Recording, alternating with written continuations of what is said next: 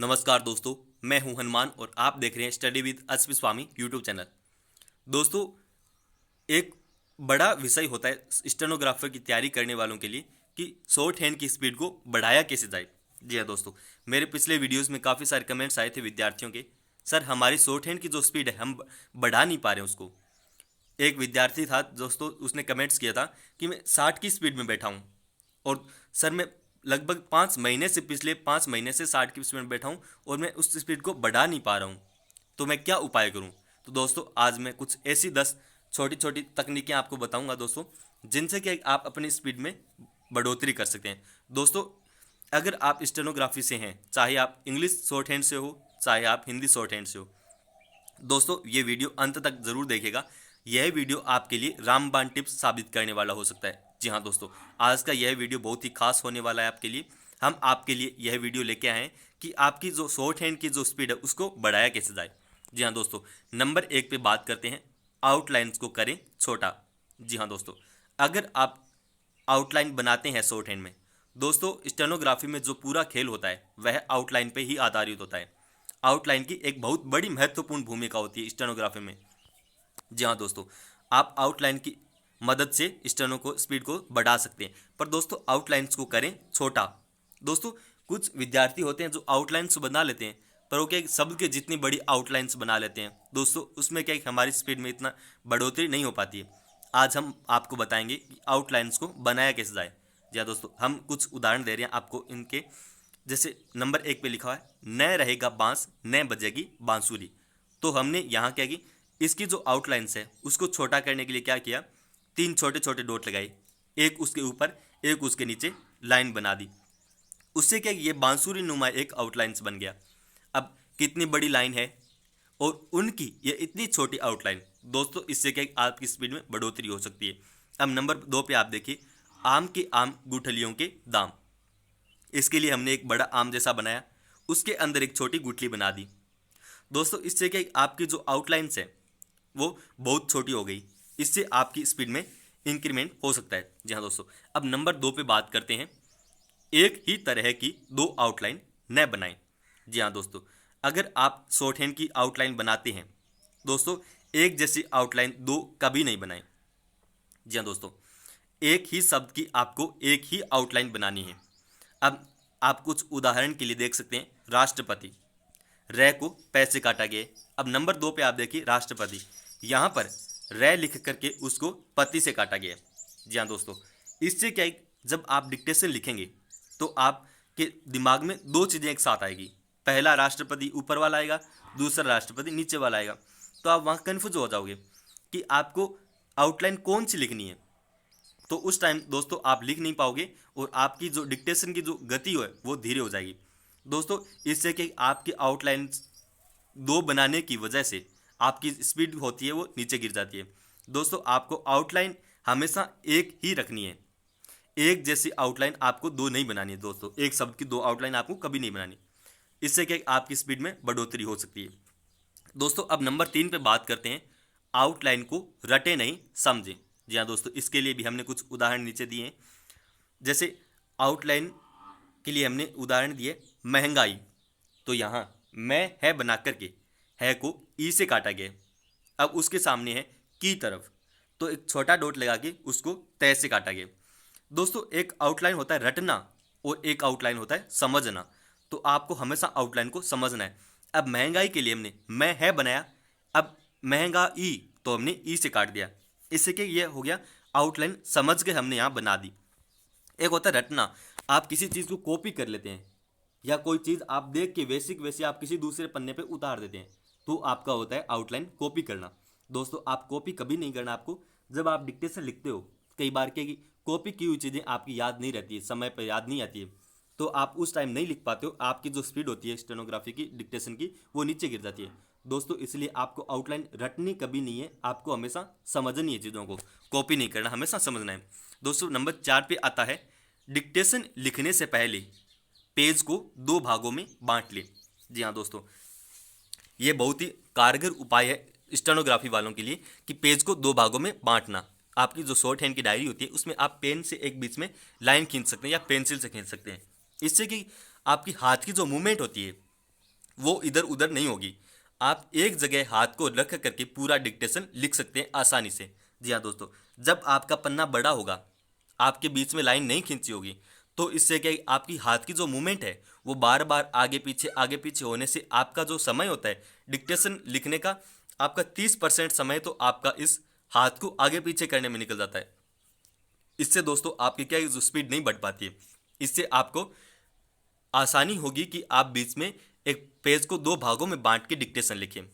दोस्तों अब नंबर 5 पे बात करते हैं, डिक्टेशन की स्टोरी को करें फील। दोस्तों जब भी आप डिक्टेशन लिखते हैं, चाहे आप इंग्लिश डिक्टेशन लिखते हो, चाहे आप हिंदी की डिक्टेशन लिखते हो, आप जब भी डिक्टेशन लिख रहे हो तो आपको उस डिक्टेशन की स्टोरी को फील करना है दोस्तों। कई बार क्या है कि कुछ चीज़ें हम नहीं सुन करके उन चीज़ों को फटाफट कॉपी कर देते हैं, या नहीं समझ करके अपन फटाफट उस चीज़ को कॉपी कर देते हैं। तो कई बार क्या एक दो चीज़ छूट जाती है बीच में, तो अपन उन चीज़ों को बना नहीं पाते। जब आप डिक्टेशन की स्टोरी को फील करेंगे, इससे क्या है, आपके 2 फायदे होंगे। आपका ध्यान भटकेगा नहीं कहीं, आपका ध्यान केवल और केवल डिक्टेशन पर रहेगा। नंबर 2, आपका जो डिक्टेशन स्टोरी को फील करने का जो तरीका है, उससे आपका ये फायदा होगा दोस्तों, आप कुछ चीज़ें एक दो जो वर्ड्स बीच में छूट जाते हैं, अगर आपने स्टोरी को फील करके लिखा है तो आप उन चीज़ों को, छूटने वाली चीज़ों को आप वहाँ पे लिख सकते हैं।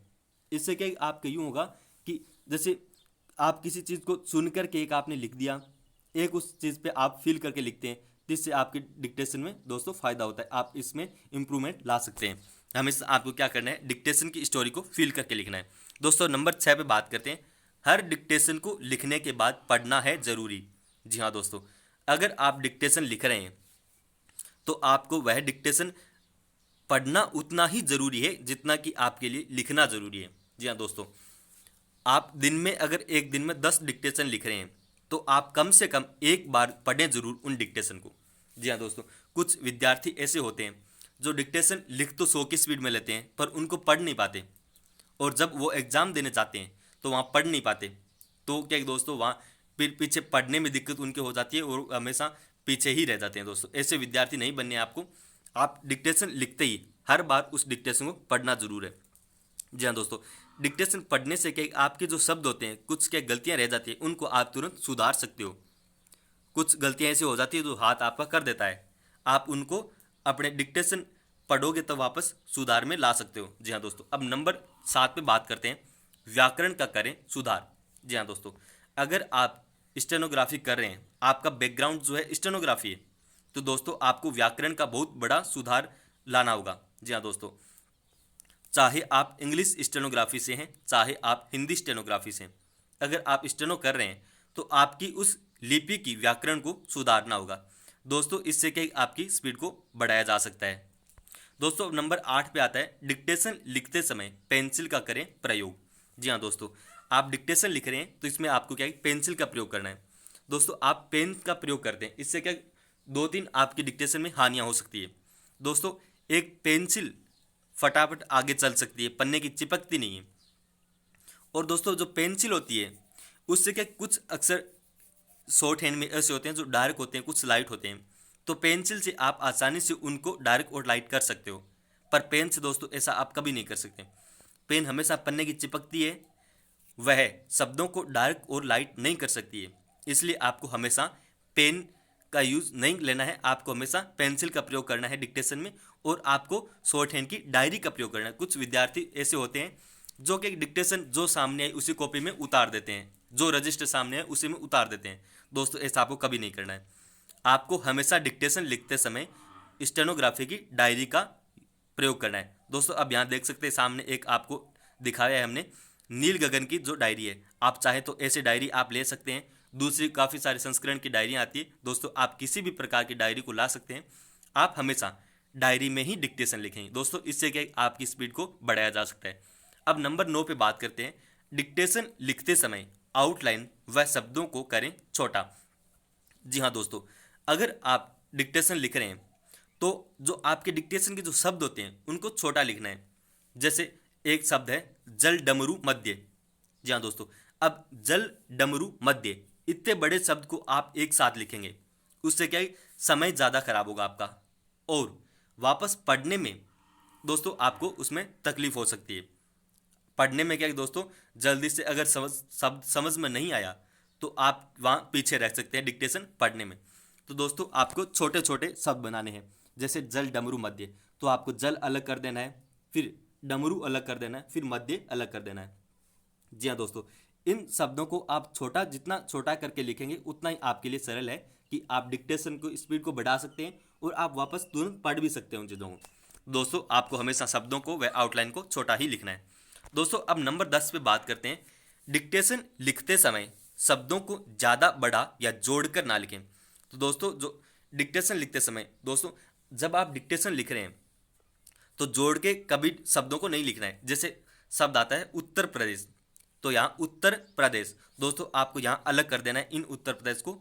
जब आप उत्तर प्रदेश एक साथ लिख पाएंगे दोस्तों, वहाँ आपका समय जो है ज़्यादा खराब होगा। दोस्तों आप इन 10 चीज़ों को अपना के अपनी डिक्टेशन की स्पीड को बढ़ा सकते हैं। दोस्तों फिर आता है रिजल्ट की बात।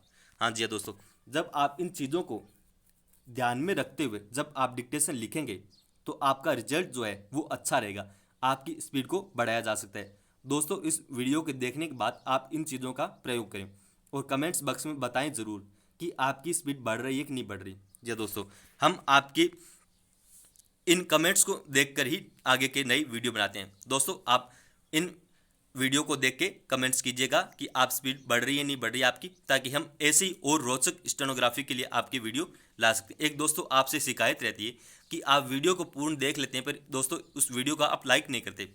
दोस्तों वीडियो को देखने के बाद अंत में अगर आपको अच्छा लगे तो आप उसको लाइक करें, अगर आपको बुरा लगे तो आप उसको डिसलाइक करें, पर दोस्तों आप लाइक या डिसलाइक के बटन पर हाथ जरूर घुमाएं। दोस्तों धन्यवाद दोस्तों।